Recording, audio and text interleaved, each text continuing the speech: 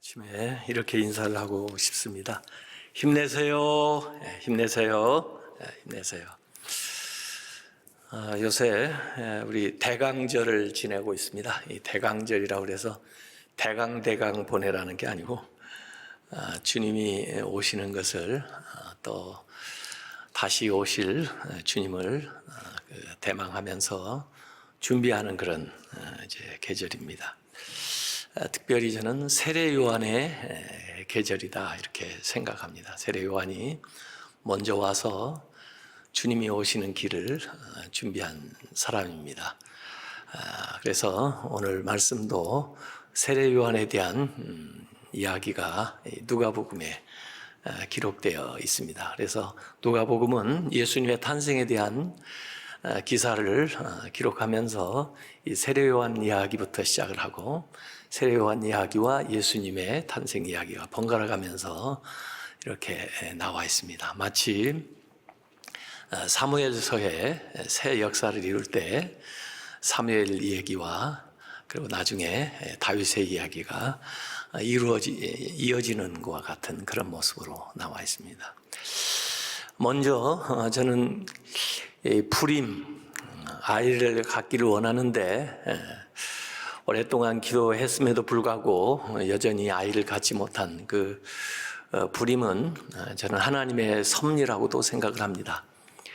하나님이 특별한 선물을 주시려고 기도하게 하시고 또 오랫동안 기다리게 한 다음에 정말 하나님의 방법으로 그 가정에 귀한 자녀를 주셔서 하나님이 원하시는 일들을 하게 하시려고 일정 기간 동안에 사모하게 하신다고 저는 생각을 합니다. 그래서 혹시 우리 성도들 가운데 자녀를 원하는데 아직 자녀를 얻지 못한 사람들은 그 하나님의 약속을 믿고 간절한 마음으로 기도하시기 바랍니다. 이삭 같은 자녀, 사무엘 같은 자녀, 세례 요한 같은 자녀를 하나님께서 꼭 주실 줄로 믿습니다. 그래서 오늘 누가복음 기사는 그 신실한 믿음의 가정, 사가랴, 엘리자벳 가정에 오랫동안 기다리던 그 자녀 세례 요한이 탄생하는 그런 과정의 얘기로부터 시작이 됩니다. 사실은 이 엘리자벳은 아론의 후손이고 사가랴도 이제 대제사장 직임을 맡게 되는데 그 천사가 와서 가브리엘이 그 아이가 탄생할 것을 말씀했을 때 처음에는 믿지를 못했습니다. 심지어 오늘 그 말씀에 보면은 누가복음 1장 13절에 그 천사가 사가랴한테 무서워하지 마라. 너의 간구함이 들린지라. 평소에 그 엘리자벳과 사가랴가 자녀를 위해서 열심히 기도했던 것 같습니다. 그런데 시간이 오래 지나다 보니까 그 사가랴는 자신이 기도했던 것조차도 좀 잊어버렸던 것 같아요. 자기가 생각할 때 늦게 응답이 온 거죠. 근데 하나님은 절대로 우리의 기도를 잊어버리시는 법이 없습니다. Right time, 반드시 그 시간에 적합한 주님의 때에 응답을 주실 줄로 믿습니다. 오늘 우리가 하는 기도, 또 이전에 우리가 행했던 그 모든 기도들이 하나님께서 기억하셨다가 꼭 필요할 때 또 하나님의 방법으로 나타날 줄로 믿습니다. 이 엘리자벳은 그 이야기를 듣고 아마 사가랴보다 더 신실하게 오랫동안 믿고 있었던 것 같습니다. 그래서 1장 25절에 보면은 주께서 나를 돌보시는 날에, 하나님께서 나를 긍휼히 여기시고 돌아보시는 날에 그 사람 앞에서 내 부끄러움을 얻게 하셨다. 그러기 위해서 이렇게 행하셨다. 그렇게 하나님께 감사하면서 그 임신 기간을 엘리자벳이 보내고 있습니다. 자, 이 의롭고 신실한 가정에게 가브리엘이 수태고지를 한 다음에 한 6개월쯤 지난 다음에 마리아, 나사렛에 있는 마리아를 찾아갑니다. 그래서 그 1장 26절에 나와 있는 여섯째 달에, 이것은 그 세례요한 임신한 그 기간을 기준으로 해가지고 이야기를 하는 겁니다. 여섯째 달에 그 마리아에게 찾아가서 똑같은 가브리엘 천사가 수태고지를 하게 됩니다. 이때는 이 마리아는 그런 일을 위해서 기도해 본 적도 없기 때문에 깜짝 놀랐습니다. 남자를 아지 못하는데 어떻게 그런 일이 있을 수 있습니까? 그래서 이 엘리자벳 그 가정의 경우를 이야기를 해줬습니다. 그럼에도 불구하고 엘리자벳은 그래도 남편이라도 있지만 저는 그렇지 않지 않습니까? 그때 천사가 대저 하나님의 말씀에는 능치 못함이 없느니라, 이렇게 말씀을 합니다. 그것이 1장 37절에 나오는 말씀이에요. 이때 마리아가 주의 여종이오니 말씀대로 내게 이루어지이다, 순종하는 겁니다. 우리가 주님 앞에 헌신한다고 하는데, 저는 그야말로 자기의 몸을 다 들여서 하나님 앞에 헌신한 사람의 아주 표상이 마리아라고 봅니다. 이것을 받아들인다고 하는 것은 앞으로 어떤 일이 있을지 모르는, 그래서 하나님의 말씀이니까, 하나님께서 자신에게 말씀을 주셨으니까 그 말씀대로 순종하는 이런 마리아의 헌신이 이 크리스마스를 가능하게 했습니다. 자, 이제 어찌 보면은 마리아는 굉장한 어려움에 처할 수가 있습니다. 과연 천사가 와서 이 이야기를 했다는 것을 누가 믿어주겠나? 자기도 믿기 어려웠는데, 결혼하지 않은 자기가 아이를 가졌다는 거, 성령을 통해서 임신했다는 것을 누가 인정을 해줄 것인가? 아마 자기 부모한테도 얘기하기가 어려웠을 거예요. 또 자기에게 정원한 남자 요셉한테도 설명할 방법이 없었을 겁니다. 이때 이 마리아에게 생각난 사람은 엘리자벳입니다. 그래서 엘리자벳에게 그런 일이 있었다고 하는 것을 천사에게 들었기 때문에 이 마리아는 그 나사렛에서 엘리자벳이 있는 예루살렘 근처 엔케림인데, 그 엔케림까지 거의 80-90km를 그 여자의 몸으로 그 산 넘어, 언덕 넘어, 또 광야를 지나 그렇게 가게 되었습니다. 가면서도 아마 마음에 여러 가지 불안한 마음도 있었을 거예요. 과연 엘리자벳이 내 말을 이해할 수 있을까? 또 나를 인정해 줄 수 있을까? 어떻게 이걸 설명해야 되나? 천사의 말을 자기가 들을 때도 참 그걸 받아들이기가 어려웠는데, 또 자기에게 일어난 그 천사가 전해준 그 이야기를 다른 사람에게 전했을 때 그걸 어떻게 다른 사람이 받아들이겠나? 참 마리아로서는 난감한 그런 상황이었을 겁니다. 그런데 오늘 본문에서 읽은 것과 같이 이 마리아가 엘리자벳의 집에 당도하자마자 문 안 하는 소리가 들릴 때, 마리아가 이야기하기도 전에 엘리자벳은 그 마리아를 알아봤습니다. 엘리자벳이 마리아를 알아볼 뿐만 아니라 그 마리아 안에 방금 잉태된 그 아기 예수를 알아보게 됐습니다. 특별히 엘리자벳이 지금 임신한 지 6개월 되는데, 엘리자벳 안에 있는 태에 있는 그 세례 요한이 마리아의 태 안에 방금 잉태된 그 예수를 알아보고 태에서 뛰놀았다고 그랬습니다. 태동이인 거죠. 공감하고 공명하고. 저는 이 기사 속에서도 분명히 이 과학적 생물학적으로도 그렇게 얘기하지만 수정되는 순간부터 인간의 생명은 시작된다고 믿습니다. 그 태에서부터 활동이 있는 거예요.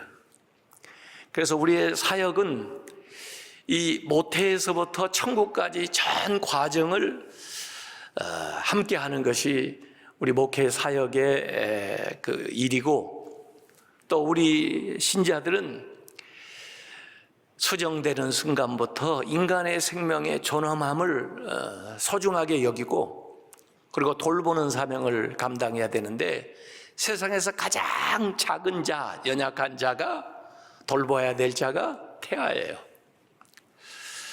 그래서 우리나라 지금 이 낙태를 합법화하려고 하는 그런 시도가 있는데, 하나님은 분명히 이 세상에 그 태아 때부터 섭리를 가지고 또 그 생명을 보내십니다. 그래서 이 임신한 어머니가 또 임신한 그 가정에 자녀를 둔 부모들이 임신 기간에 이 태아를 위해서 기도하는 것만큼 소중한 일이 없습니다. 그래서 임신 기간에 아이를 위해서 축복하면서 그렇게 지내는 게 참 좋은데, 이 엘리자벳이 이중의 축복을 합니다. 마리아도 축복하고 또 마리아의 태에 있는 그 아이도 축복을 하는, 그 축복을 받으니까 이 마리아의 근심이, 염려하던 것이 다 사라지는 거예요. 뭐라고 설명할까 걱정했는데 설명할 필요도 없이 이미 엘리자벳이 알고 이 마리아를 축복해 주는 이런 역사가 이곳에 있었습니다. 윤복희 씨의 그 여러분이라는 노래도 있지만은, 정말 내가 어려울 때, 힘들 때 과연 누가 나를 위로해 줄까? 내가 누구를 찾아갈 수 있을까? 아니, 그 어려움을 만난 사람에게 나는 이 엘리자벳 같은 역할을 할 수 있을까? 그를 위로해 주고 그를 붙들어 주고 그를 격려해 줄 수 있을까 하는 이런 생각을 하게 되는 겁니다. 자, 오늘 이 엘리자벳은 내 주의 어머니라고 마리아를 부르고, 당신은 참 복받은 여자라고 그렇게 하나님께서 말씀하신 그 모든 것이 반드시 이루어지리라고 그렇게 격려를 해 주는 겁니다. 그래서 현재 마리아, 또 그 잉태된 그 예수, 그리고 앞으로 행할 사역과 일들에 대한 축복을 해 주는 겁니다. 저는 여기에서 영적인 친교, spiritual fellowship이 필요하다. 여기 엘리자벳과 마리아 사이에서 이 영적인 친교는 마치 기도하는 것과 같아요.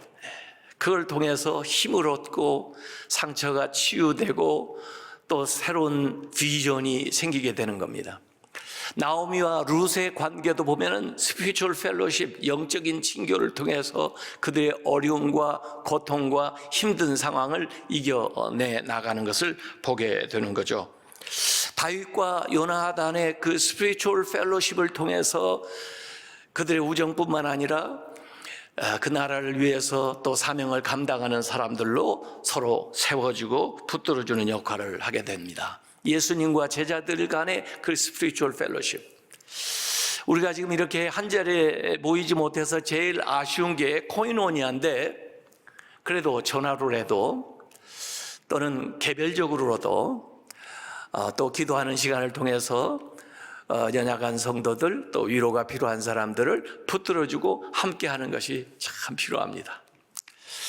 어떤 아이가 그 천둥 번개 막 치니까 밤에 자다가 무서워서 어머니 방에 와가지고 엄마랑 같이 자고 싶어요. 엄마가 왜? 하나님이 함께 하시잖아. 뭐이 무섭다고 그래? 가서 자. 그러니까 그 아이가 하는 말이, 엄마, 하나님 계신 거 믿지만 나는 살이 있는 사람도 필요하단 말이에요. 이 몸으로 함께 한다는 거, 붙들어 준다는 거, 이게 굉장히 필요합니다. 사실 엘리자벳과 마리아는요 굉장히 다른 신분의 사람입니다. 이 엘리자벳은 대제사장의 부인이고 연세가 많으세요. 또 도시에 살고 있어요. 이 마리아는 저 시골에서 또 처녀예요. 사실은 인생의 경륜이나 신앙생활 모든 면에 있어서 마리아하고 엘리자벳은 비교가 되지는 않습니다. 그러나 이 두 사람의 그 영적인 친교를 통해서 서로에게 서로가 힘이 되는 겁니다. 사실 마리아도 엘리자벳에게 와서 가브리엘에게 받은 이야기를 통해서 이 엘리자벳이 임신한 그 세례 요한에 대한 그 약속을 더 확실하게 컨펌해 줬을 거예요. 또 엘리자벳은 엘리자벳대로 마리아와 함께 있으면서 그 하나님의 말씀에 대한 가르침을 마리아에게 해 주었을 겁니다. 그래서 엘리자벳이 임신 6개월 됐을 때부터 3개월 동안 같이 있었어요. 거의 출산할 때까지. 이제 노산인데 연세 많으신 분이 아이를 가져가고 이제 몸이 무거워져서 출산할 때가 가까울수록 얼마나 돌봄이 많이 필요하겠어요. 근데 이 마리아가 몸으로 열심히 섬겨드리면서 육체적으로는 엘리자벳을 대접을 하고, 또 엘리자벳은 앉아서 그 마리아에게 하나님의 말씀을 통해서 그 아이를 처음 임신해가지고 3개월을 지내는 동안 영적인 지도를 해줍니다. 저는 여기에서 너무나 감사해요. 우리에게 이 크리스마스가 주어질 수 있는 것은 마리아의 헌신이 있었고, 요셉의 신실한 믿음이 있었고, 그리고 엘리자벳 같은 여인이 있어서 그를 돌봐주었기 때문에 아기 예수가 이 세상에 탄생할 수가 있었을 겁니다. 아마 그들을 고르기 위해서, 그들을 기다리기 위해서 하나님이 그때까지 기다리셨는지 몰라요. 지금 그런 방식으로 예수님이 이 세상에 오신다고 하면은 누가 그것을 믿으며, 누가 자기의 몸을 내어드리며, 누가 그 일에 함께해서 그 하나님의 역사를 이루어 나가는데 헌신할 것인가 하는 그런 생각을 요사이 하게 되는 것입니다. 그래서 이 마리아와 엘리자벳의 영적인 친교를 통해서 하나님의 역사를 이루어 나아갑니다. 이전에는 좀 불안했고, 이제는 좀 의지할 사람이 없었지만은 이 엘리자벳과 마리아와 함께하는 이 기간을 통해서 마리아는 점점 믿음이 강한 여인이 되어 가는 거죠. 그래서 결국 이 교제를 통해서 나오게 되는 것이 마리아의 찬가입니다. 어떻게 찬송을 불러요? 그 처지에서, 그 형편에서. 그런데 엘리자벳과의 그 영적인 친교를 통해서, 그 기도하는 것과 같은 그 펠로십을 통해서 어느덧 이 마리아는 하나님이 하신 일들을 찬양하고 감사하는 믿음의 여인이 되어가는 것입니다. 그래서 여러분들이 그 마리아의 찬가, 이 누가복음 1장 46절부터 55절까지 읽어보면 마치 그 한나의 그 노래, 한나도 사무엘을 잉태하고는 하나님 앞에 그 감사하는 노래를 부르면서 한 여인의 개인의 슬픔에서 더 나아가 나라와 민족을 구하는 여인의 그 믿음의 차원에까지 올라가는 그런 귀한 찬송을 이 한나도 부르고 있었는데, 이 마리아도 나이가 어린 아마 10대 여인이었겠지만은 그 소녀에서 강인한 여인으로 변하는 노래가 여기에 나와 있습니다. 이 노래는 그 민족뿐 아니라 온 인류를 구원하는 하나님의 계획에 대한 이야기들이 이 노래에 담겨 있습니다. 여기 마리아가 내 영혼이 주를 찬양하며 내 마음이 하나님 내 구주를 기뻐하였으면 그의 여종의 비참함을 돌보셨습니다.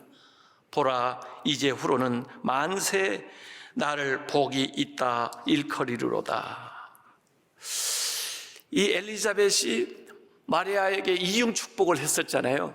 너에게 복이 있을지어다, 너의 태에게 복이 있을지어다 그랬는데, 그 말씀을 그대로 받아들여서 마리아가 고백을 하고 있습니다. 이제후로는 만세 나를 복이 있다 일컬이로다 하면서 비천한 자를 돌보시는 하나님을 찬양하고, 큰 일을 행하시는 하나님을 찬양하고, 긍휼히 여기시는 하나님을 찬양하면서 하나님 앞에 담대하게 나아가게 되는 것입니다.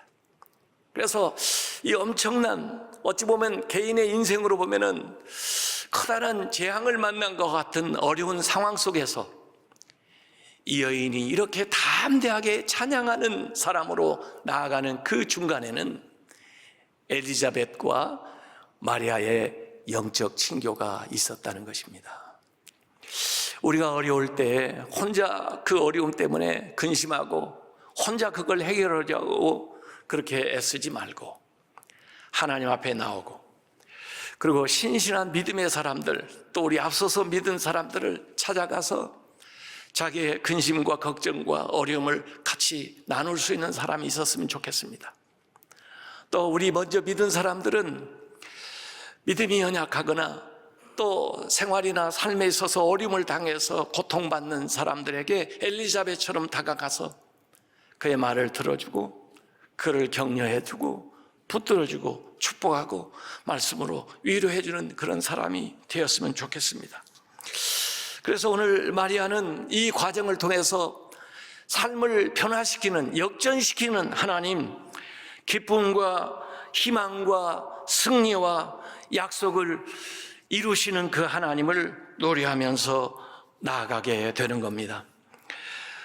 이제 다른 마리아가 되는 겁니다. 성숙한 마리아, 강인한 마리아, 그 하나님의 뜻에 헌신하는 귀한 믿음의 마리아로 더욱 영적으로 깊어져 가는 겁니다.